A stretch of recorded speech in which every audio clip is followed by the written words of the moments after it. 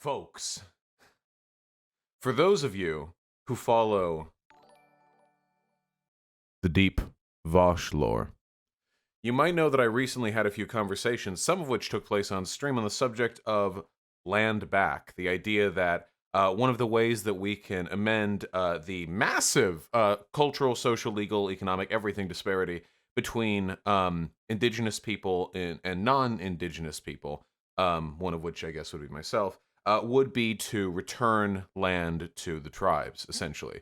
See, here in the United States of America, we have something called a reservation system. And this system is famously free of controversy. Nobody has a problem with it. No, of course, it's horrible. Everyone hates it. Man, how do I even begin to describe? I've done a lot of reading in the past couple of days, so I'm gonna flex my reading a little bit. Okay, here's what we're gonna share. So, to those of you who were in history, who class, at some point in your life, at any point in your life, you may remember that, you know, all of what is now America kind of used to be a native reservation, except it wasn't a reservation in the same way that an entire continent of wildlife wouldn't be a zoo, because it was just that it was just them, and they were doing their own thing, and we messed that up a little bit.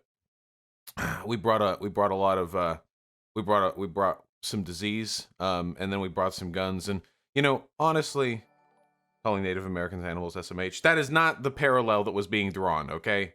Anyway, we messed it up a little bit. What we have now is a reservation system where I want you to imagine this, okay? The difference is, think of Europe, okay? Okay, now suppress your bile. I know, Europeans.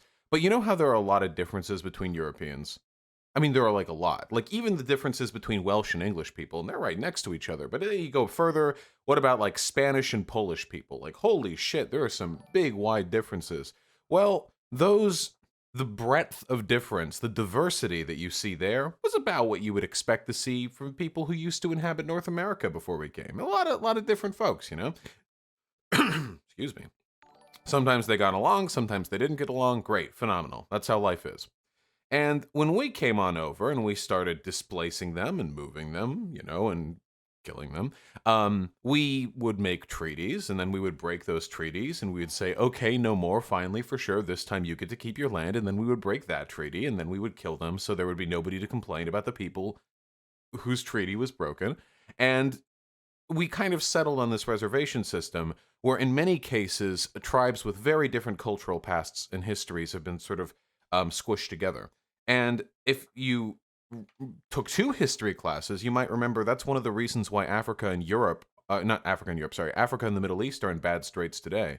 Because when the colonizers came and they kind of divided up the land into different nations that corresponded to the colonial properties of the European nations that were occupying those areas, we didn't really draw lines with respect to the actual like cultural boundaries in those areas, meaning that a lot of people who hated each other got put together in the same country, and a lot of people who got along got segmented, and it was just a whole mess. And we kind of did that over here too.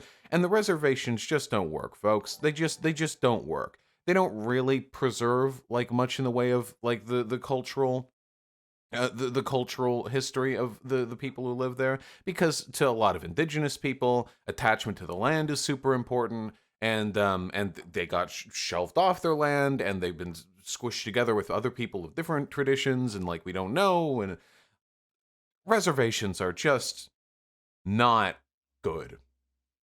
They're just not good. They're poor. They're crime ridden. I mean, what are you gonna do? Like? Obviously, of course, that's what happens when you take these communities and you throw them out in the middle of a fucking, illegally segmented area with very little sort of like it's so fucked. I can't even get into it.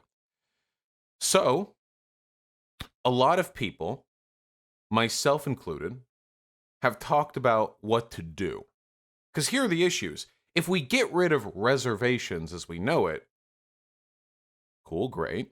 The issue is like, well, fuck. Well, now indigenous people just have pretty much no choice but to integrate into our main system, which for a lot of them, this is a fundamental incompatibility because the cultural and spiritual values of a lot of indigenous tribes are fundamentally antithetical to the systems of commodification which are common to, current modern liberal capitalism.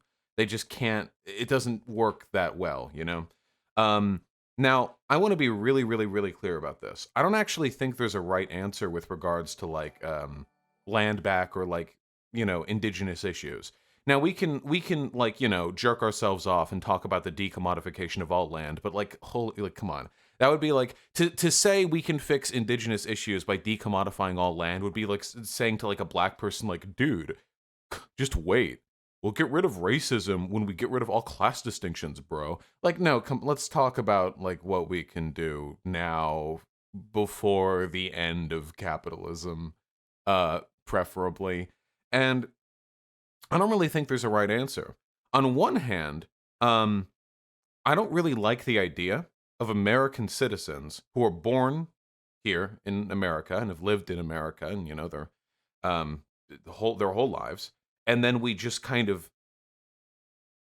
make them indigenous territory. We make it tribal land. We just sort of like whoop. We just scoop them up like, oh, sorry, Jeff, you're you're not subject to state law anymore, my friend. You've been supplanted. But I know, fucking Jeff, right?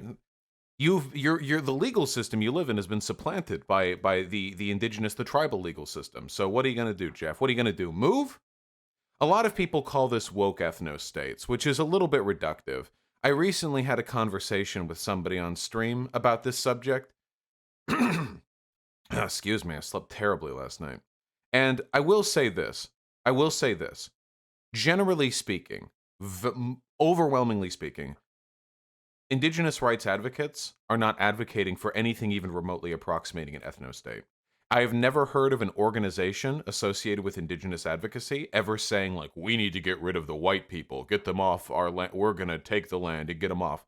That being said, there are a lot of fucking people online who do that shit, and you all are fucking degenerates. Quit ruining the reputability of your legit indigenous rights movement by turning it into a cringy fucking 17-year-old tanky circle jerk about how you're going to send the whites back to Europe. Okay, you got to cut that shit out. Because when I had that conversation, I had a lot of people telling me that I was like a colonizer and whites get out and fuck white people and all that shit. Yeah, it was like those black separatist types. And what they can do is they can manipulate the sympathies of left-leaning progressives like us by legitimately caring about like the plight of a oppressed group, but then expressing that in a disgusting way.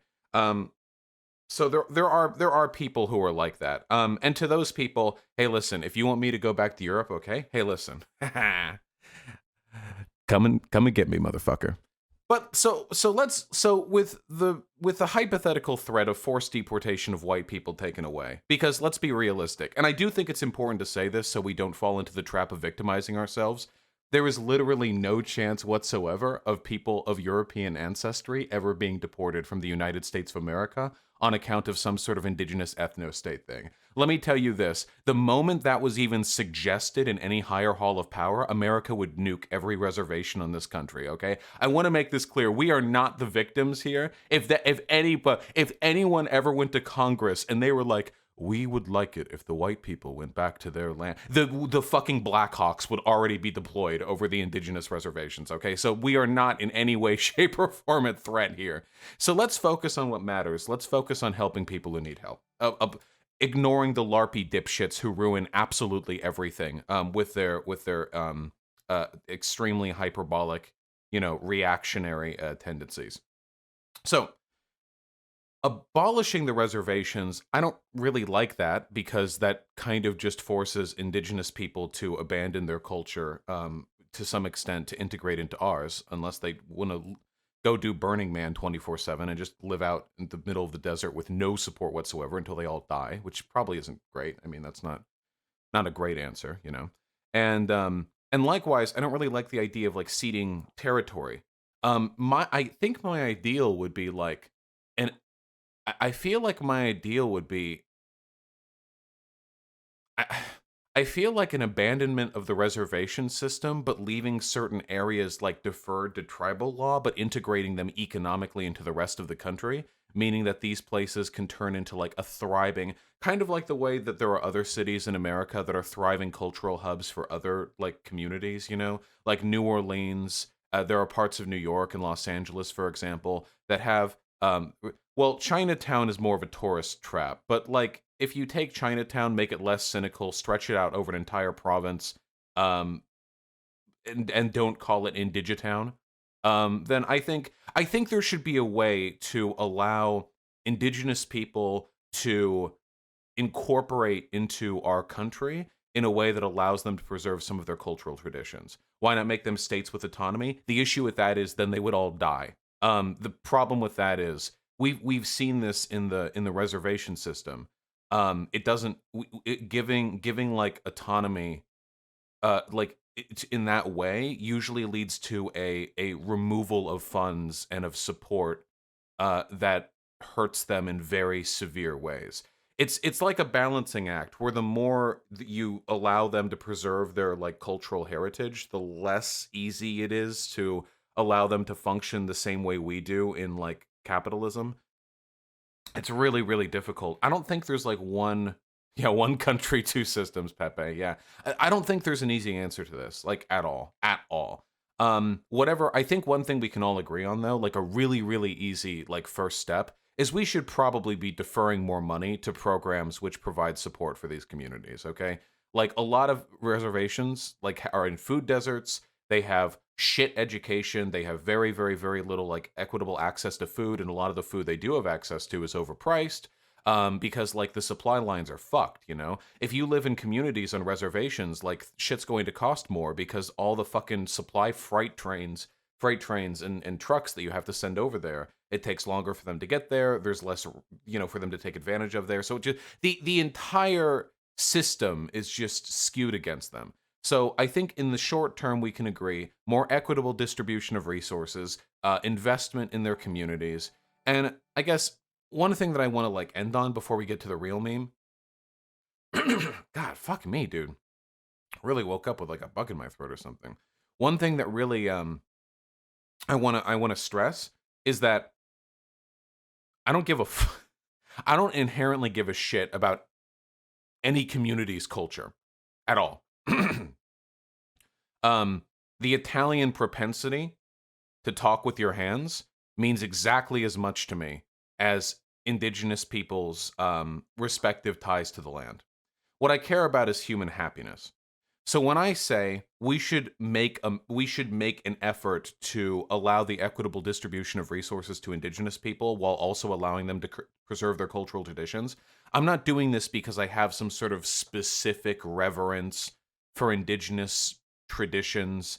It's not saying because like theirs matter more than us. It's just a matter of how much it means to them on like you know, like on a cultural level, I think. And it very clearly means a lot to them because there are a lot of indigenous people who would literally rather fucking waste away on reservations where they're around their own people practicing their own traditions than they would have the potential to integrate and abandon those traditions. And that means it matters a lot to them. And in a utilitarian sense, that means it is important to care about their culture, not because it's their culture, but because they care about it.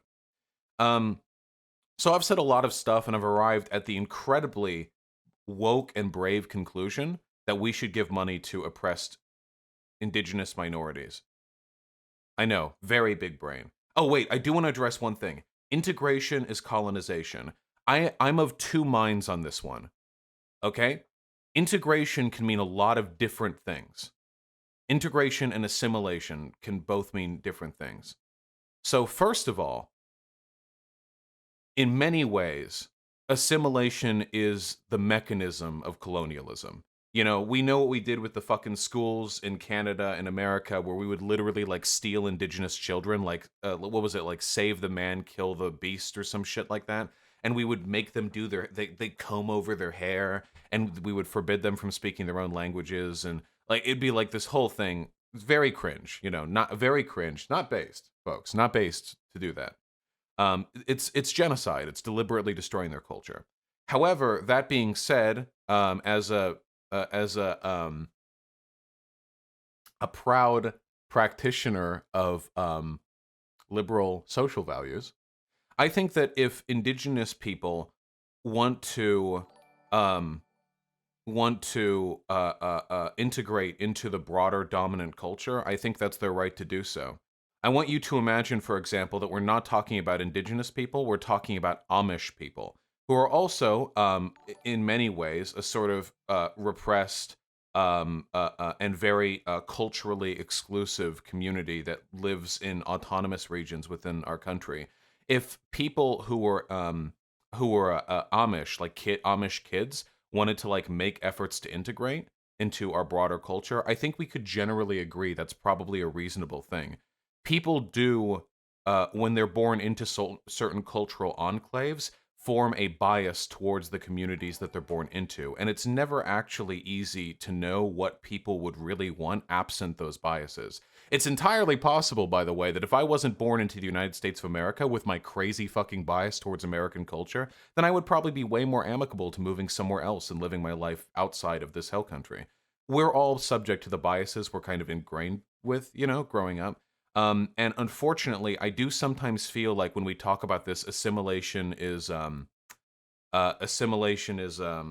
colonialism. We're kind of talking over the wishes of the indigenous people who do want to integrate, which I know do exist. They just typically aren't the ones speaking on behalf of indigenous rights issues.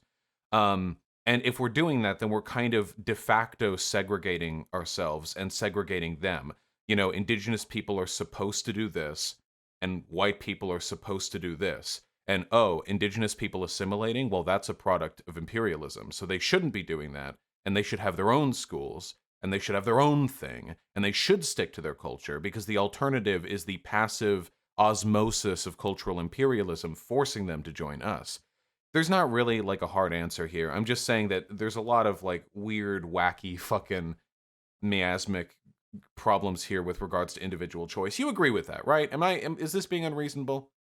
I am trying. This is the most nuanced and tiptoey I have ever been in my entire life. Okay, holy shit! I have never in my life danced around a point so hard. I think it's a super local issue. Yeah, yeah, totally. It's complicated. Yeah, totally. Half of you said no and half of you said yes, but some of the people who said no were also agreeing with me. Did I do a double question where I was like, you agree with me, yeah? You don't think I'm being dumb, no? And then so people who are saying yes and no are conceivably okay, yeah, I did that to myself. All right, well, the point that I'm laboriously getting to here is based Commander Supreme Court Areno Gorsuch, appointed by Donald Trump, what a play, has ruled along with the liberal judges that Oklahoma is actually Native American land. Whoops! Sorry, Trump. That didn't go according to plan. Oh no, no, no. So I was actually in shock when I saw this reported. I thought like it was a meme, or like maybe it was like a hyper inflammatory, take on a similar. Yeah, yeah, okay. So basically, here's what happened. Okay, and it's not the instigatory incident's not as based as you think. Okay, so stick with me for a second. Okay, so so a person called Jimsy McGirt was convicted 23 years ago of raping a little girl. Not based. But then it turns out that McGirt was tried and convicted under state law. However, his argument was that because of old Native American land treaties that America has failed to recognize but are still nonetheless in effect, the territory in which he allegedly raped that little girl was actually Native territory and not Oklahoman territory, meaning that he is not actually under the jurisdiction of the state law under which he was tried. So he played sort of a reverse Uno here. So I know indigenous rights, folks. So he was thinking, I could get off for this rape if I point out that I was not legally under the jurisdiction of Oklahoma state law. And it went all the way up to the Supreme Court after years and years. And hey, so it happens, that's actually true. And the Supreme Court, on a 5-4 decision, has now confirmed that we're not ignoring it anymore. Half of Oklahoma is native land. These are old American treaties that were not that weren't being respected, but they were still legally, valid. And here we go. Damn. Isn't it all native land? Well, not according to the tree. I mean, if you go back far enough, like culturally, yeah, it's all native land. But in terms of the treaties that we signed, I'm pretty sure, like, if you go through like the old congressional archives, you'll probably find evidence that about a third of the landmass of this country was promised to native people, and we never took back that promise.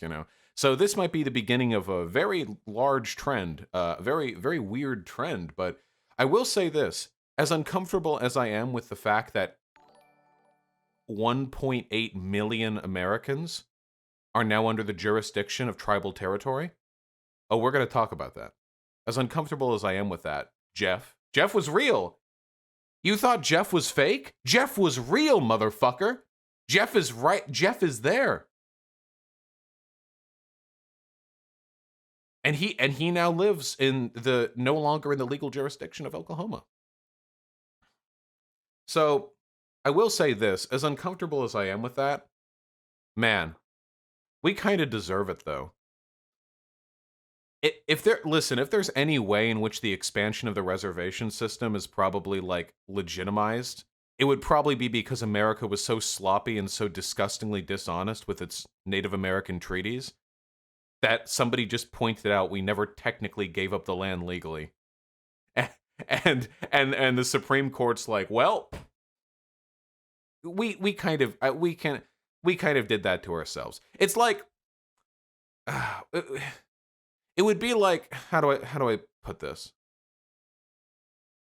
I'm trying to think here. Yeah, it would be like, I don't really like the idea of the US government just giving black people money. I think that reparations can be done in a more intelligent way.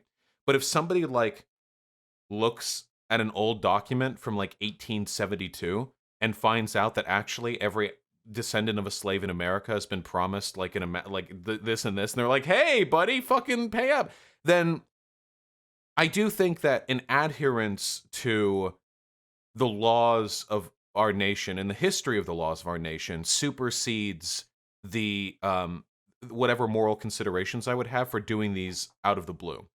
When are they going to draw new maps? Well, let's actually talk about it, folks, because this is some pretty wild stuff.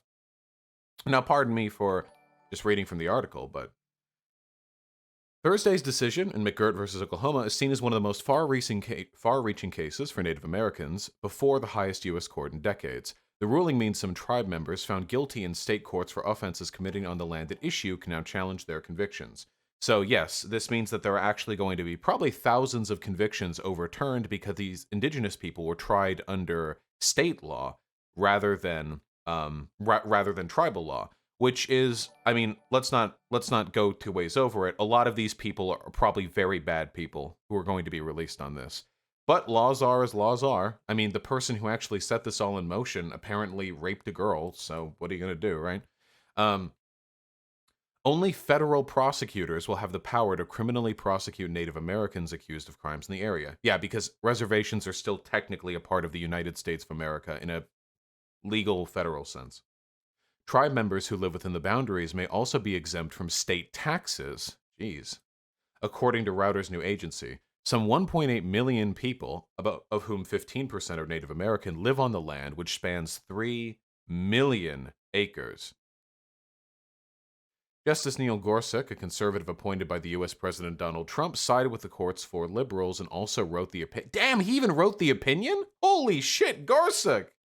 Dude, Gorsuch's popping the fuck off. Daddy Trump must be very angry right now. That's insane.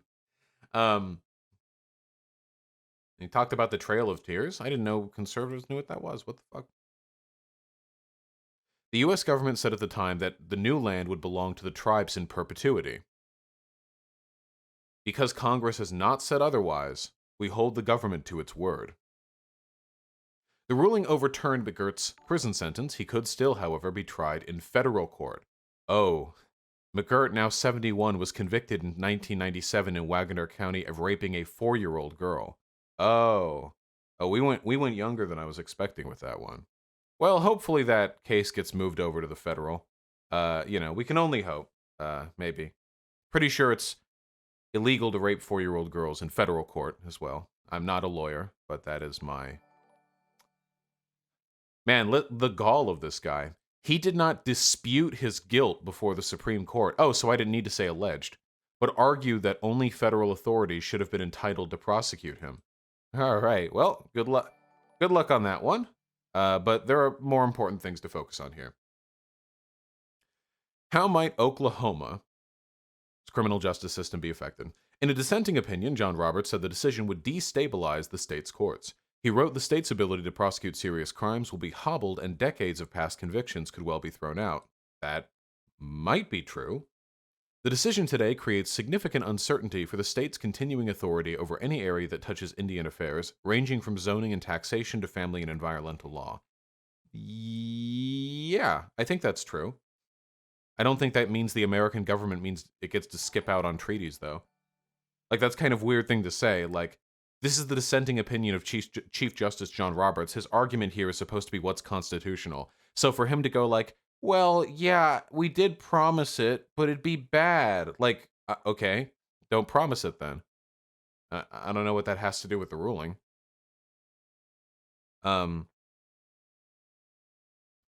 Is that true, Vagar? Okay, we'll look at that in a second. An analysis by The Atlantic magazine said that about 2,000 Native Americans were in prison as of the end of last year for offenses committed within the boundary of the tribal territory, but fewer than 1 in 10 of those cases would qualify for a new federal trial. Interesting. I'm sure there are a lot of really complicated reasons for that. I'm more interested in what happens to the land. In a joint statement, the 5 tribes of Oklahoma, Cherokee, Chickasaw, Choctaw, Seminole, and Muskogee, probably nailed those last 2, welcomed the ruling. They pledged to work with federal and state authorities to agree shared jurisdiction over the land. The nations in the state are committed to implementing a framework of shared jurisdiction that will preserve sovereign interests and rights to self-government while affirming jurisdictional understandings, procedures, laws, and regulations that support public safety, our economy, and private property rights. Really playing the last one right there. I think, so here's my estimation. Here's my guess. Do you guys want to hear my fortune telling here? So there are some people in chat right now who are saying that only people who are registered as tribal members will be subject to tribal law in this province, and that for the rest of the non-tribal people who are in this area, the like 1.5 million Americans, they're only going to be subject to federal law. It looks like they might get to skip out on state taxes as well, so I don't know, there's a lot of wacky stuff going on there. Hey, maybe it won't be too bad, huh? I think that, what even is tribal law? Fuck if I know, dude. I don't know. Tribal law, that's a whole, listen, okay, I'm not an expert on everything. I'm sure tribal law is different, but fine. I don't know. Probably, I would assume. Maybe it's super bad. Maybe it's super based. I have no idea. Now, I think, in all likelihoods, things are probably going to go pretty well here. So, to what extent will the lives of the... Oh, that's true, Ajax. Oklahoma's state budget's about to go kerplunk. We'll see how that goes. Now, my main interest here is to what extent will the lives of the 1.5 million Americans change? I'm very, very curious about that. Will there be a reduction in their taxation? Will there be a reduction in the extent to which they receive benefits from the state? Will it change electoral laws? How much will it affect their, policing systems?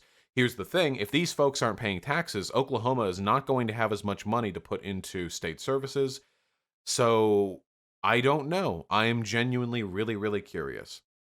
But I will say this, and I'll end on this one, okay? And I'll say, this is me spiting all the obnoxious people online who are calling me white. True, though. Who are calling me white. Last time I talked about this, okay? this is a really difficult issue to talk about, I think, in large part because uh, I'll tell you this. Reparations, you know? Reparations are easy for me to talk about because we're talking about giving resources to Black Americans or to Black communities in America, which are still currently a part of this country, over which the dynamic by which we oppress them has been perpetuated up until this moment in time, and it would be an exchange of resources from the government to those communities or to those people. Whereas with the native stuff, it's a little bit more complicated. Reservations aren't like 100% integrated into America the way other communities were. And a lot of the stuff, a lot of the oppression of indigenous people, while still ongoing to a pretty significant extent, has changed massively over the past century, 2 centuries, you know? Because it used to be oppression of indigenous people, it was very black and white. We would just kill them. It was so simple back then.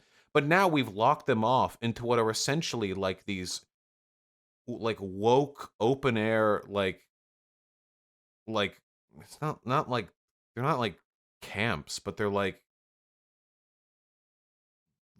ranges and they don't have the resources they need to thrive there. Yeah, which means that is that really that different like fundamentally from what like Israel is doing with like Gaza? Like fundamentally. Now, admittedly, we don't have tanks lined up at the edge of all the native territories, and we don't like missile strike them, unless hey things get real spicy sometimes. But like, is there a really big difference? You know, what if Israel said like, okay, we'll leave our hands off Gaza, and then they pull off the border, and then just the Gaza and the Palestinians just rot because all their shit's bombed out and they have no money and nobody can trade with them because they're in an economically disadvantaged position. Um, you know, like, is that really good? Like, is that acceptable? Is that a reasonable answer? Probably not. I don't know if that would make me any less upset with Israel if they like just left their if they just pulled their hands up, you know? But that's what we did with Native Americans. We ruined them in every conceivable way, and then we were like, "Fine, have your shitty plot of land," you know? So we'll see how this goes. What lies in over the horizon? Complete sovereignty for indigenous people? I don't know if that's a great solution moving forward, but that's not up to me, I don't think. Um, like a sort of tiered system of integration where there are areas where indigenous culture is protected very severely, and then areas where it's mostly indigenous controlled, but it's not legally a jurisdiction. I don't know. I genuinely don't know. But hey, listen, hope we can get over this soon so white people can stop being guilty, okay? We're going to fix white guilt, okay? We just have to stop doing the colonialism, all right? Nicely done. We're doing it. Brought it around. We're all doing this for white people, okay? We're doing this actually to make us feel better. That's right, baby. And that's how we have to sell all of it, really. Reparations, listen, our guilty conscience, okay? I joke, of course. Wait, fuck. I have to clarify. No individual human being should feel guilty for any of this bullshit because they're white, okay? Don't do that. All right? Okay. All right. Okay. All right. There we go. Just clarified. Sorry. Just a joke. Got to make sure. There are always conservatives watching. I don't know how much they think I'm actually being. Please pronounce sovereignty right? No. And eat shit.